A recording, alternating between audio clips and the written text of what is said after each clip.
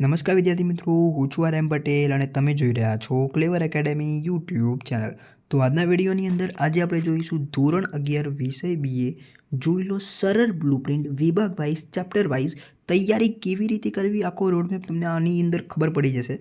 Second exam 2026ની અંદર જે જાન્યુઆરીમાં જે તમારી પરીક્ષા લેવાની છે એની અંદર તમને ખૂબ જ હેલ્પફુલ થશે. તો ચલો વિદ્યાર્થી મિત્રો, તમારો ટાઈમ વેસ્ટ ન કરતા વિડીયોની શરૂઆત કરીએ.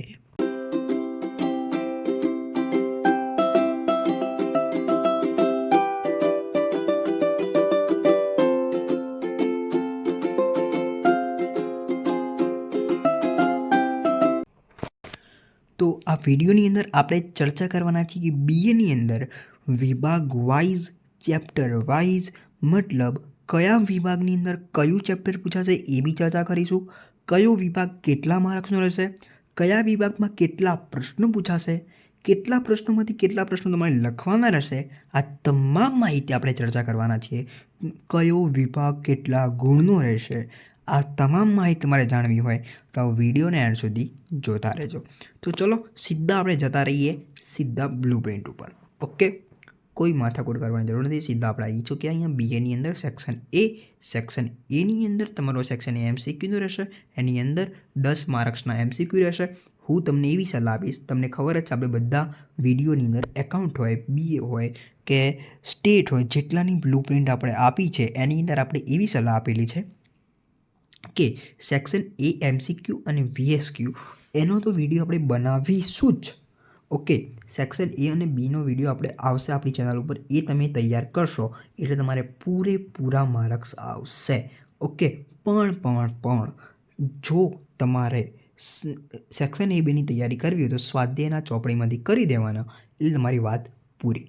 અને હું તમને એવી સલાહ આપીશ કે બ્લુપ્રિન્ટ તમે ફોલો કરશો, પણ સેક્શન એ અને બી માટે હું તમને એવી સલાહ આપીશ કે આપણે બીએની અંદર કેટલા ચેપ્ટર છે?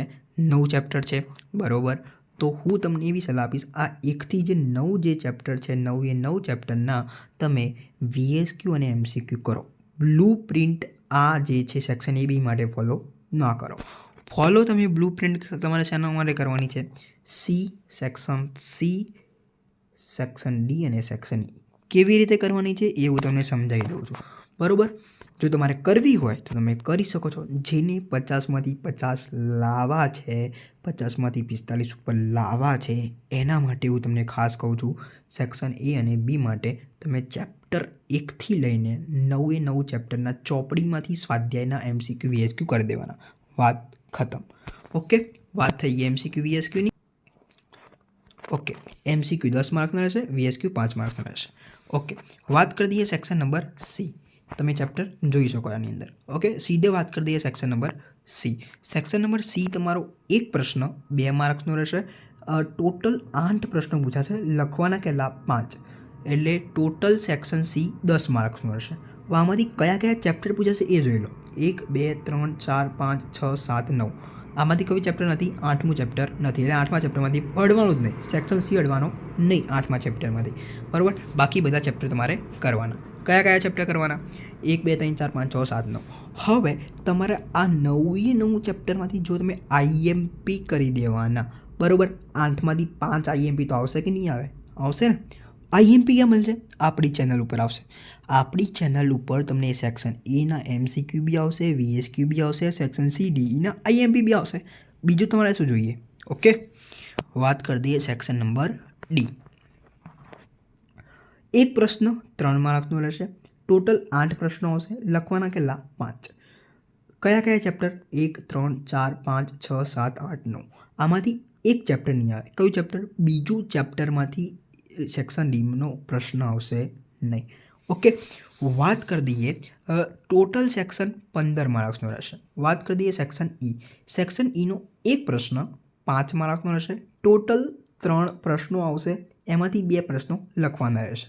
ચેપ્ટર નંબર 6 7 અને 8. આ 3 પ્રશ્નો 3 જે ચેપ્ટર જે છે એમાંથી આઈએમપી તમારે તૈયાર કરવાના.